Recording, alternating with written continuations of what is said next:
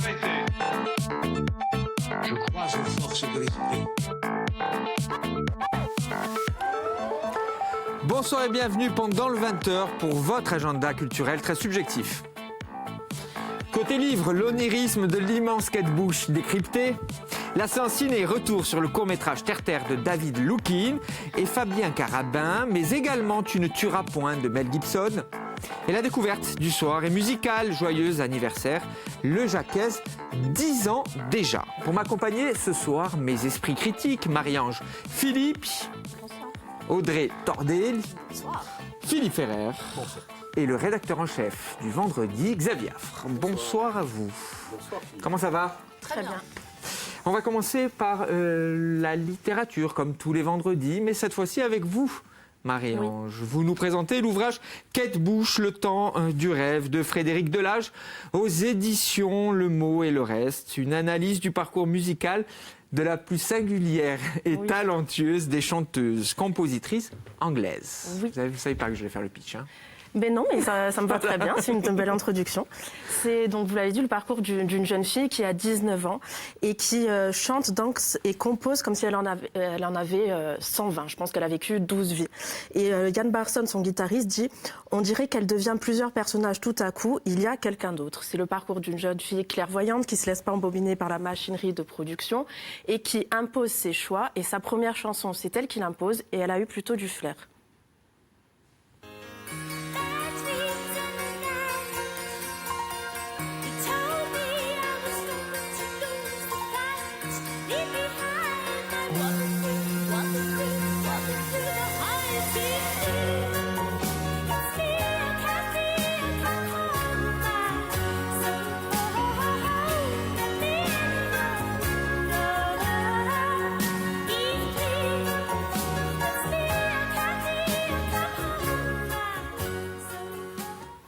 C'est fou, c'est entraînant en fait. C'est entraînant, elle est belle, elle a tout. Et donc cette chanson, c'est Wuthering Heights. C'est tiré du roman des Hauts du Hurlevent. Et on peut le voir, la mélodie emporte. Elle est romanesque, romantique, comme les plaines venteuses du Nord. Et c'est l'histoire de Cathy qui crie son amour impossible au jeune Heathcliff et qui crie dans un élan de désespoir « It's me, Cathy » et qui l'appelle alors qu'elle est morte déjà. Donc c'est ça, Kate Bush, ce sont des personnages tragiques, théâtraux, comme dans Babouchka d'ailleurs, c'est la chanson qui l'a rendue célèbre et qui l'a hissée en haut des charts en France et en Grande-Bretagne. C'est l'histoire d'une vieille dame qui veut tester l'amour de son mari et la fidélité de son mari et qui envoie des lettres signées d'une mystérieuse Babouchka. Alors bref, dans le livre, on voit tout ce parcours-là. C'est l'histoire d'une pionnière parce que il y a peu de livres, en fait, peu de pages sur son enfance parce qu'avant tout c'est son art qui nous intéresse. C'est un livre très documenté sur la folie, l'innocence de Kate Bush. C'est un voyage onirique entre histoire de magie, d'amour, d'épouvante mais aussi porté par la volonté d'affirmer qu'elle est une artiste, une vraie, et qui a du mal avec la sexualisation de son image, qui a du mal avec la charge érotique qu'elle renvoie, parce qu'elle est sublime, hein.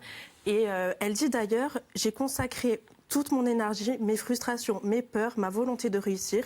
Elles ont toutes transparu sur le disque. Faire un album est dérisoire au regard de cela, mais c'est ma seule arme. » Bref, une arme empreinte de douceur, d'innocence, d'intelligence. Moi, Kate Bush, elle me tue sans fusil. La folie de Kate Bush, mon cher Philippe, chez vous? C'est vraiment quelqu'un que j'ai toujours admiré. Et puis cette indépendance qu'elle avait, surtout quand à 19 ans, elle choisit le titre, elle impose à sa maison de disques le titre qu'on a entendu tout à l'heure. Et évidemment, elle a eu le flair, comme tu l'as dit. C'est fabuleux. Je sais très bien que ça, c'est très, très difficile quand on est une jeune artiste. Et elle est inclassable. C'est une artiste inclassable. On ne peut pas la classer dans le rock, pas la classer dans le progressif, pas la classer dans le... c'est pas de la musique classique. Enfin, elle est inclassable et à 19 ans, elle avait déjà imposé son style. Fabuleux. Mais évoquez quand même le livre, hein, parce que c'est facile de parler de Kate Bush, on aime tous Kate Bush. Mais est-ce que le livre est bon? Est-ce que le livre représente bien la folie Kate Bush? Le livre, oui, mais... Enfin, moi, je veux dire que c'est anecdotique, le livre. Le livre, ça raconte simplement l'histoire de Kate Bush. C'est un livre d'un journaliste. C'est un style très journalistique. Il n'y a pas de grande qualité d'écriture. Hein. Est-ce que c'est pas ça, d'ailleurs, un petit peu le problème? Est-ce qu'il manque pas de souffle Mais moi, j'ai du mal à être objective parce que je suis passionnée par Kate Bush, donc je l'ai dévoré le livre et on apprend plein de choses et on voit vraiment comment une toute jeune fille arrive à, même si le style est très neutre, très journalistique, son parcours est très très bien retranscrit, c'est très documenté et on voit comment cette jeune fille arrive, impose ses choix et comment surtout elle est d'une intelligence folle. Enfin, c'est... Oui, il n'y a pas les qualités littéraires d'un Just Kids de Patti Smith. Voilà, Exactement. C'est pas ça, quoi. Voilà, ça, Et Xavier, vous acquiescez. Oui, c'est exactement ce que j'allais donner comme petit bémol sur le livre. C'est que c'est même pas un bémol. Quand tu dis anecdotique, je comprends. Hein, je trouve que l'écriture, alors pour le coup, c'est vrai qu'on apprend plein de choses, etc., mais ne rend peut-être pas tout à fait compte de ce qu'est quand même ce phénomène-là, Kate Bush, et de la folie du personnage. Bon, après, à mon avis, il n'y a que son autobiographie qui, je pense, arriverait à... Pardon, c'est le premier livre en français sur Kate Bush. Il n'y en a pas d'autres. Donc c'est important quand même. il fallait le faire. Voilà. Audrey. On est tous d'accord, hein, c'est un petit peu ennuyant, mais effectivement, c'est quelqu'un de très très fantasque. Et je trouve que dans le livre, voilà, c'est assez froid. Donc c'est très bien pour apprendre justement des choses sur elle, mais je trouve que ça ne retranscrit pas le personnage. Mais là, on voit vraiment que c'est une précurseur et que finalement, les artistes comme Lady Gaga ou encore Katy Perry n'ont rien inventé dans le côté personnage double, multiple.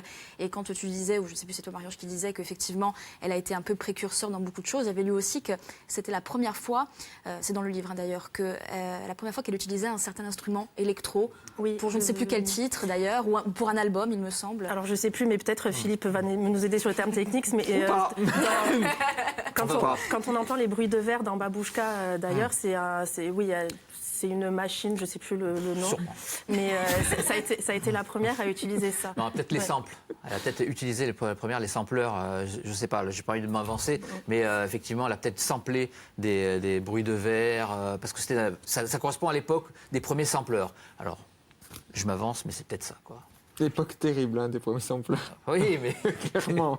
avec la petite molette, ceux qui connaissent ça. Kate Bush, c'est la grâce, puis c'est la classe quand même. Tu parlais de Lady Gaga, Kate Bush ne s'affublait pas de robe de viande. Et voilà, pour le coup, voilà. Est-ce que forcément c'est mieux Oui, je trouve que moi, c'est non, mais en tout cas, voilà, elles n'ont rien inventé, effectivement, quand elles sont venues après. Ce sont que finalement des héritières de la folie Kate Bush. Donc, voilà. Kate Bush, c'est la grâce, c'est la classe, signé Xavier Affre. Le temps du rêve de Frédéric Delage, des éditions Le Mot et le Reste, fortement recommandé par Marie-Ange Philippe. Quelques petites réserves de la part de l'équipe de Pendant le 20h, mais il faut tout de même aller découvrir cet ouvrage. On va passer au cinéma, et avec vous, Xavier. Terre, court-métrage. Vous savez, Oui, tu veux.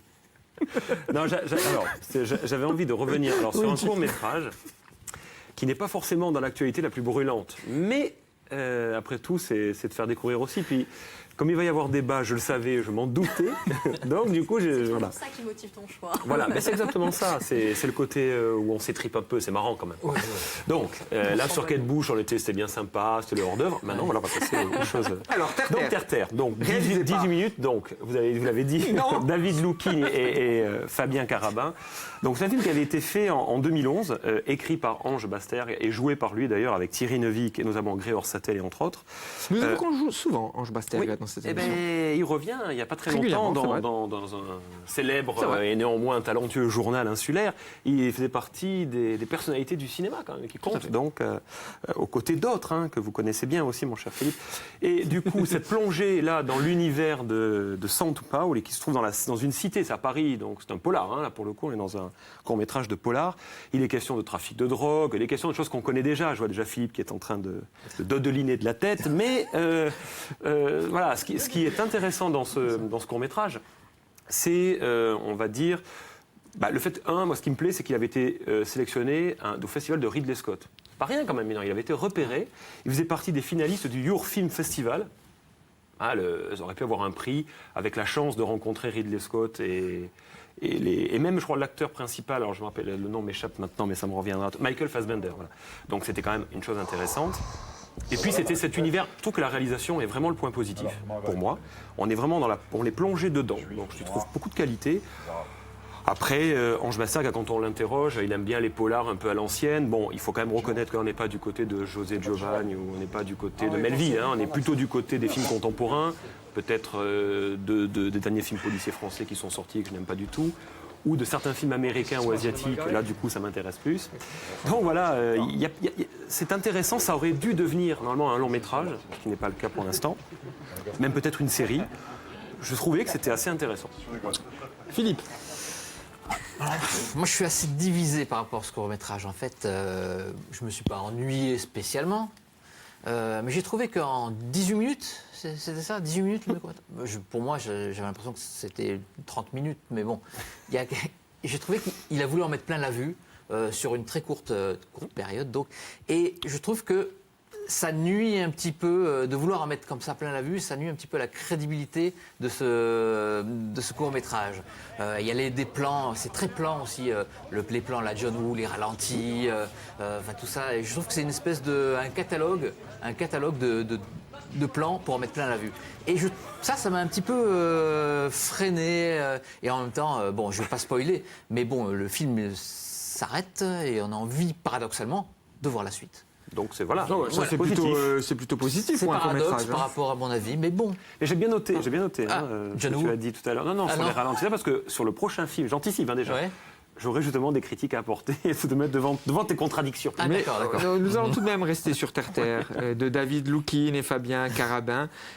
David Loukine, tout de même, alors pour connaître son travail, il transpire le cinéma, ça se sent dans ce court-métrage. Marie-Ange. Oui, bon, moi, déjà, je suis pas très objective parce que dès qu'il y a Thierry Neuville, je suis un peu comme une adolescente devant les séries AP Productions. Donc, bon, voilà. Mais pour le coup, là, il joue bien, je trouve. Et j'ai bien aimé l'esthétique un peu froide, ces contrastes blanc-noir. J'ai beaucoup aimé ça. Après, j'ai été frustrée aussi à la fin. Je me suis dit, j'avais envie d'en voir plus. J'aurais passé un bon moment devant. Après, je suis un peu mitigée sur la qualité de la réalisation. Voilà. Je trouve même pas les mots parce que je trouve ni pas bien ni bien. Donc, Moi, je trouve dur, moi. Ouais. Je trouve dur. Audrey, avez-vous aimé? Oui, non. Non. Je peux développer quand même. Alors, oui, bien sûr, vous allez développer. Mais je préviens notre réalisateur, Emmanuel Carr, qu'un moment important va se dérouler maintenant sous les yeux du téléspectateur de François Corse-Villastel. Les fameuses 40 secondes. 40 secondes pour donner son opinion et défendre son point de vue. Alors, vous n'avez pas aimé Audrey, donc vous avez 40 secondes. Et évidemment, nous allons développer un petit peu. Je représente un candidat à l'élection présidentielle. 40 secondes. C'est parti avant, on va les remettre. Non, vous grattez. 40 secondes, voilà, oui. non. Je tiens mon temps de parole. Pourquoi il ne faut pas voir ce court-métrage? Alors bon, dit comme ça, effectivement, c'est un peu dur. Mais alors, moi, par contre, contrairement à toi, Philippe, juste un petit mot. Moi, ça me dérange pas qu'on en mette plein la vue, justement, dans un court-métrage. C'est un peu le but, quand même, c'est que ça vive et que c'est finalement un catalogue, un espèce de portfolio de l'étendue de son talent. Je n'ai pas aimé parce que la réalisation ne m'a pas dérangée, les acteurs jouent bien, mais j'ai trouvé ça caricatural. Caricatural parce que, voilà, c'est la drogue, c'est les Corses... voilà, c'est les Arabes, c'est toujours des guerres, etc., des guerres de conflits. Bon, voilà, ça existe, c'est une réalité, mais j'en ai peut-être un petit peu marre chaque fois qu'on voit ça. On était un petit peu dans le cliché du Corse mafieux, du Marocain qui dit le forcément. Enfin voilà, ça m'a un petit peu dérangé et je n'ai pas accroché. Voilà, je m'arrête. Les clichés pour Audrey Tordelli. Xavier, 40 secondes pour défendre ce film. Alors déjà, le voir pour la réalisation, moi je trouve que la réalisation est très très intéressante, contrairement à ce que disait Marie-Ange, ou Audrey l'a dit non, mais je notais, mais je trouve ça fort parce qu'on est vraiment dedans. Sur le côté des clichés, alors oui, sans doute, mais voilà, moi je me dis, quand Jacques Audiard fait Le Prophète, on lui baise les pieds et on lui dit formidable, alors que c'est un film qui est bourré de clichés de la même façon. Quand d'autres font des films sur les banlieues, du coup, même des films américains pour le coup, du coup, on leur dit c'est extraordinaire, c'est bien fait, ça. Voilà, c'est un court-métrage. Non, mais c'est une œuvre. C'est sûr que je ne vais pas vous dire que c'est un grand court-métrage. C'est pas l'objectif. On s'en fout d'ailleurs. Ce qui m'intéresse, c'est le style de David Loukine. Et on sent déjà il y a quelque chose. Et je trouve qu'on est embarqué dans l'histoire sur 18 minutes. Après tout, c'est ce qu'on demande à un court-métrage.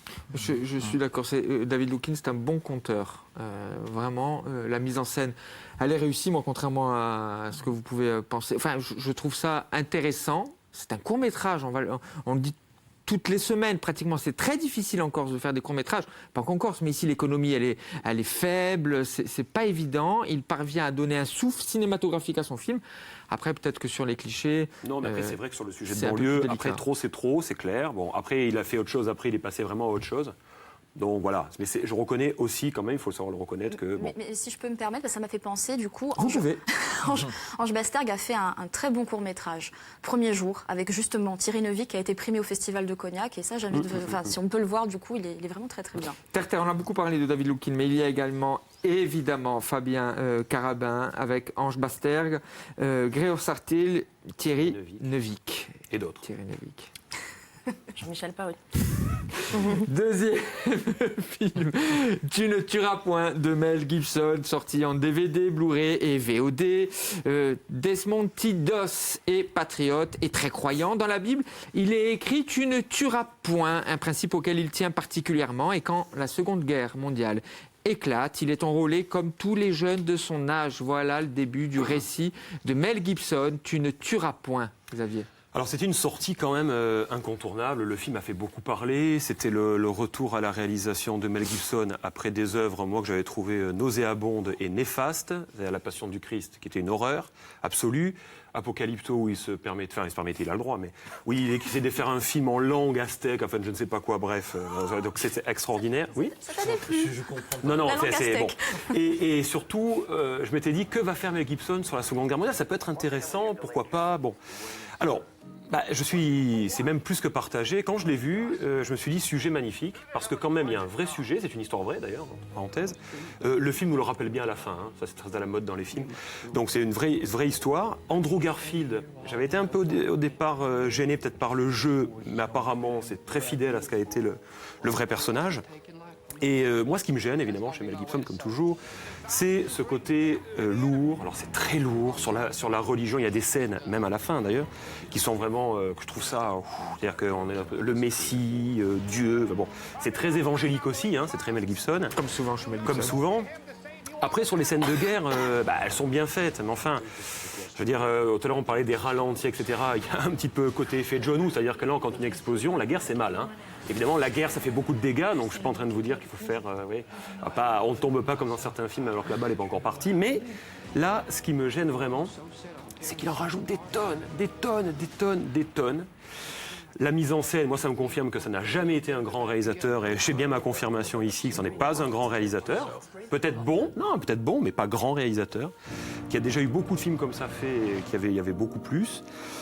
Voilà, et il a quand même un petit problème, ce Mel Gibson, c'est qu'il veut dénoncer la violence et il fait un film qui montre que il y a un côté d'attirance pour la violence alors qu'il est censé la dénoncer. Moi, ça me gêne énormément pour le coup, là. Sur le plan moral, c'est gênant. Gardez-en sous le pied, bonjour Xavier. Voilà. Xavier Haff qui propose un film, pendant le 20h, qu'il n'aime pas. Parce qu'il fallait en parler. Vous avez raison. Voilà, c'est une sortie incontournable. Vous avez raison. Marie-Ange. Mais je suis tout à fait d'accord avec Xavier. J'ai regardé le film avec un a priori énorme parce que je déteste Mel Gibson. Je le trouve moralisateur, puant. Je l'aime pas comme acteur, comme réalisateur. Même Braveheart, je trouve pas ça non plus. C'est de l'argument d'autorité là. Hein. Non, mais c'est un ressenti, d'accord. Mais bon, voilà, bref. Mais par contre, j'ai été agréablement surprise parce que c'est un vrai film de guerre avec un fond. C'est un peu moins cliché, on va dire, que les autres films de guerre, de bagarre, tout ça. Il y a une vraie réflexion. Mais par contre, j'ai été aussi gênée par cette présence de la religion en permanence et de manière très lourde. Voilà, pas de manière subtile. Par contre, l'acteur, je sais plus... Andrew Garfield, excellent. Mais lui, je le découvre de rôle en rôle. Je le trouve d'une justesse absolue. Moi, on va dire que je suis bon public. Hein. Moi, j'ai carrément adoré. Alors, j'ai adoré, mais je m'attendais vraiment pas à ça. Il a l'air de s'excuser. Non, je m'excuse par rapport à un expert comme Xavier. On livre que nos avis de toute façon, donc après... Non, pour moi, franchement, je crois avoir vu... Enfin, je crois que c'était un des plus beaux films de guerre que j'ai jamais vu. Ah mais non, je sais, mais voilà, je m'excuse Xavier encore une fois. En plus, c'est un genre qui est peu représenté au cinéma, faut dire. Ouais, je trouvais que le film était humain, qu'il y avait une photographie incroyable.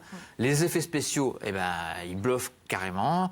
Moi, j'ai vu le film, j'étais au casque.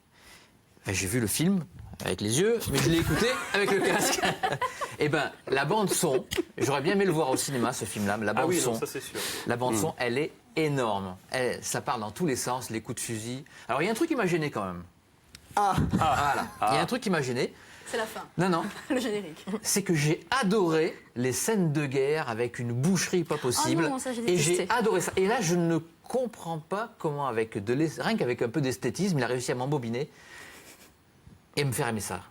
Voilà, c'est le seul truc qui m'a gêné un petit peu comme dans Tueur Né aussi où Oui, l'esthétisme de la violence qui fait que on adore ça, mais on est mal à l'aise parce que moralement, on ne doit pas aimer un truc pareil. Mais j'ai trouvé ça fabuleux. Bon, enfin, et j'incite les gens à le voir la quand même, moins pour moralité, se faire leur Philippe, avis, hein. parce que la moralité, je suis très moyen. Non, mais ça pose ça pose à mon avis un vrai problème quand même, c'est que de faire un film avec un homme qui à la base a un discours humaniste, tiré de la religion certes, mais humaniste, ce personnage qui refuse de porter une arme et d'aller aider les autres quand même et de s'engager, donc c'est un patriote finalement.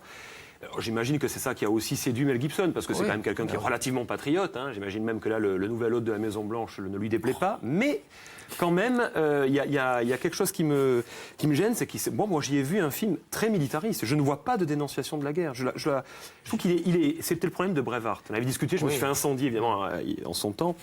Mais c'est que il y a cet amour. Oui, un de son second film, 1995, je crois. Oui, alors c'était la multitude d'Oscars, dont Oscar du meilleur réalisateur. Oui, avec Sophie Marceau, oui, qui n'était pas forcément le meilleur atout, mais bon. Et du film, en tout cas. Et non, mais là aussi, il y a toujours ce côté, la violence. Donc on voit qu'il a une fascination quand même pour la violence. Au demeurant, c'est pas gênant. Moi, je regarde des films très violents, c'est pas. Mais cette fascination, là, elle me gêne, parce que derrière, il y a un discours humaniste, et ce personnage, voilà, je comprends pas le. C'est-à-dire qu'il veut nous montrer le spectacle merveilleux de la guerre, la pyrotechnie, il y a des scènes belles, mais moi, je suis gêné. Ça me gêne. Moi, ce que tu trouves gênant. Mais moi, je le trouve poétique. Mais dans un film comme ça, c'est relativement embêtant quand même. C'est embêtant. Non, mais c'est peut-être ce qu'il a voulu montrer. L'espèce de poésie de la guerre. Mais c'est vrai que humainement, c'est gênant pour nous si on se dit c'était génial, toutes ces jambes arrachées, ces têtes coupées. Non, bien sûr. Ça, c'est le seul truc qui m'a dérangé. Audrey, allez-vous départager Xavier Philippe? Non, j'allais dire, je vais faire l'eau tiède de ce moment, puisque moi j'ai aimé, mais sans plus. Bon, les films de guerre, c'est pas vraiment ma tasse de thé, peut-être que ça se voit, vous vous en doutiez. J'ai bien aimé, je trouvais que moi la réalisation, j'ai vraiment trouvé très très bien. Bon, les scènes de boucherie m'ont un peu gênée, parce que je ne suis pas du tout fan, donc parfois je détournais un petit peu les yeux. Et après je me suis posé la question, comme on connaît un petit peu l'homme qui a pu être violent, est-ce que finalement, à travers ce film et cette histoire, c'est pas aussi une espèce de métaphore de Mel Gibson lui-même, le côté un peu comme ça, rédemption, pardon, c'est toujours présent dans ces films, peut-être que là d'autant plus. Moi, ça ne m'a pas dérangé l'aspect à la religion, mais à la rigueur, quand on parle de guerre, de rédemption, je préfère peut-être largement le point de vue, par exemple, d'un Martin Scorsese. Je trouve le fait beaucoup peut-être qu'il voulait se faire pardonner de nous avoir imposé sa Passion du Christ, qui était une horreur, honnêtement, en toute objectivité, avec le recul qu'on peut avoir, qui était un film moyenâgeux. Enfin, c'est une vision de la religion qu'il a, qui, moi, m'inquiète. Je veux dire, je me fais beaucoup de soucis pour lui. Lui, non, visiblement, mais c'est honnêtement... Non, mais en toute objectivité. Après, quand j'ai dit tout à l'heure que c'est pas un grand metteur en scène, vous avez bien compris ce que j'ai voulu dire. Pas un grand metteur en scène. Ça enlève rien qu'il y a des qualités esthétiques, je veux dire, mais... Après tout, certains le considèrent comme un dieu vivant de la mise en scène. Moi, je suis désolé, les films de guerre, je préfère Mémoire de nos pères, je préfère plein de films de guerre, et même des vieux films de guerre. Ou de Clint Eastwood. Plein de films de guerre qui ont fait ça déjà 1000 fois, mais avec ce côté, bien sûr, recul. Et Dieu sait qu'on l'en veut beaucoup à Clint Eastwood pour ça. On fera une émission Comment filmer la guerre. C'est intéressant. Meilleur film de guerre pour vous, tiens, à la volée? Moi, je pense, j'aime bien La Ligne Rouge. La Ligne Rouge, on est d'accord. Terrence Malick. Grand film de guerre. Tu ne tueras point de Mel Gibson, recommandé, en fait non, pas recommandé. Donc pas du tout recommandé par Xavier Affre, qui a choisi de le programmer tout de même pour vous, et recommandé par Philippe Ferrer. Il faut toujours voir les films, je dis bien, après c'est comme ça qu'on se fait sa propre avis. Vous avez raison. Très important. Et nous allons terminer avec vous. Super. Pour cette découverte du soir, qui n'en est pas véritablement une découverte. Le Jacquez Orchestra, qui a 10 ans. Voilà, joyeux anniversaire, le Jacquez Orchestra. Alors Jacquez Orchestra, c'est un groupe... Et là, vous allez mettre tout le monde d'accord. Oui, j'espère bien quand même. Oui. Voilà, c'est un groupe donc, qui a écumé toutes les salles de concert de Corse et du continent. Il en a écumé beaucoup. Ils tournent beaucoup. Ils ont un amour de la scène qui transpire. Et bon, pour ceux qui ne connaissent pas le Jacques Orchestra, voilà, vous regardez la vidéo un petit peu, vous allez entendre un petit peu ce son.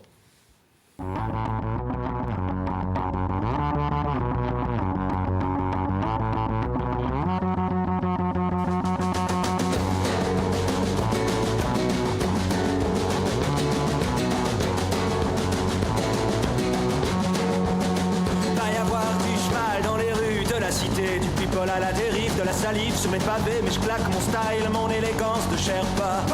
Panda sauvage, mon totem guide mes pas. Je vis dans la ville, j'évolue parmi les futiles dont je suis, dont je revendique la présence inutile. Tout est bien ici, tout est simple et tranquille. Si seulement tu trouves ta place au milieu des automobiles. Babylone, mais n'aime pas la musique.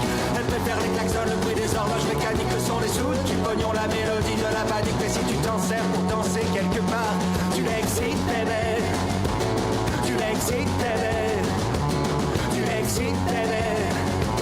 Tu l'excites, bébé. Alors voilà, j'espère que vous avez aimé. Voilà, donc Jacquesque, moi ce que j'adore, c'est que c'est un groupe qui a su évoluer aussi. Et au départ, c'était plus des chansons entre guillemets de marins. Et petit à petit, ils sont un peu évolué vers le rock, là, comme on vient d'entendre. Et bon, mais évidemment, ça me convient. Ça me convient beaucoup plus. Ils ont aussi amélioré leurs concerts petit à petit en mettant du théâtre, en mettant vraiment une scénographie qui fait qu'à chaque concert, eh ben, on se régale, quoi. Il y a un début, une fin, vraiment tout est travaillé de début à la fin. Ils choisissent bien les textes. Un sacré musicien et sacré auteur. Hein, sacré auteur, voilà. Les textes sont vraiment ciselés. Alors des fois c'est autobiographique. Et d'ailleurs il y en a très beau, il y en a un qui parle de sa grand-mère, qui est voilà, c'est magnifique. Et puis des fois c'est complètement délirant sur certains titres. Vraiment Jacques, c'est vraiment quelque chose que je conseille à aller voir en concert. En sur 10 qu'ils en sont à leur 3e album, ils vont continuer à produire, mais là ils vont donner les dates. Alors les dates de concert, donc il y a le 7 avril, ils seront donc au Café Chizim ou à Bastia, le 16 au Club Olympique à Calvi, le 18 mai au Théâtre de Fouriagne et le 22 mai au Spad ou à Corte. On va faire tourner la parole, Philippe. Ouais. Oui, ben, écoutez, je suis un peu embêtée parce que Tu détestes. Non, pas du tout. Ce sont effectivement de très très bons musiciens, de très très bons paroliers, mais j'écoute plus ce genre de musique depuis que j'ai enlevé mes tresses collées, depuis que j'ai 19 ans. Et voilà, ça me fait penser au Tête Red, à Trio, tout ça. Je pense que j'ai écouté pendant des années et maintenant Voilà, mais allez les voir quand même en concert, ce sont des très très bons musiciens. Mais c'est un avis très subjectif pour le coup. Un petit peu moins maintenant. Moi aussi, ce côté un peu Louise Attaque, Tête Red, tout ça, moi, j'aimais pas trop au départ. Et maintenant, je trouve qu'ils ont eu une évolution qui est un peu plus rock, comme je disais, et qui vraiment me convient. Et puis, ouais, faut le voir en concert. Oui, il faut les voir. Audrey. Oui, je les ai vus 3 fois en live. Alors, pour la musique, il faut toujours voir en live. C'est le meilleur moyen de se faire une opinion. Et là, effectivement, c'est un groupe de live. Moi, j'ai des albums, c'est très bien, mais je ne les écouterai pas régulièrement. Il faut vraiment les voir. Célia Picciot, qui est à la fois musicienne et comédienne. Elle est géniale. Elle est formidable. À un moment donné, elle fait une chanson sur le désir féminin et comment il faut prendre le pas sur les hommes. Elle est à mourir de rire. On en parlait, la chanson bretonne sur la grand-mère de Jackie. Moi, m'a fait pleurer. Donc, il pleure d'ailleurs lui-même sur scène. Voilà, des fois. mais tout le monde était comme ça. Et c'est vrai qu'on passe du rire aux larmes. C'est vraiment un excellent moment. les noms des personnes qui composent le Alors, groupe, donc il y a Jackie Lemaine, donc qui est le leader du groupe. C'est la Picciot qui est au violon et qui chante aussi. Jean Castel qui est le bassiste et Pierre Michelangeli qui est le batteur. L'hyper doué Jean Castelli. Bah, moi, je suis un peu du côté de Marie-Ange. J'aime bien. Non, je suis pas une tresse collée. C'est étonnant. Non, mais j'aime bien. Non, c'est pour ça que c'est très efficace. Et je pense, moi, je les ai pas vus en concert. Je pense que, à mon avis, ce sont des gens de scène. Voilà. Après, sur les albums, voilà, j'écouterai pas ça tout le temps, mais du coup, je rejoins aussi Audrey. Voilà. C'est la scène. Je pense que du coup, je vais sans doute les voir sur scène. Les choix de nos esprits critiques ce soir. Kate Bush, Le temps du rêve de Frédéric Delage aux éditions Le Mot et le Reste. Terre-Terre de David Loukine et Fabien Carabin, avec notamment Ange Bastergue et Thierry Neuvik. Tu ne tueras point également de Mel Gibson et La Découverte, Jacques Orchestra, qui fête ses 10 ans. Vous avez vu sur l'écran s'afficher les dates des concerts. Merci beaucoup à vous tous. Merci à vous de nous avoir suivis. Je vous dis à lundi, même lieu, même heure. Ça se passe évidemment pendant le 20h.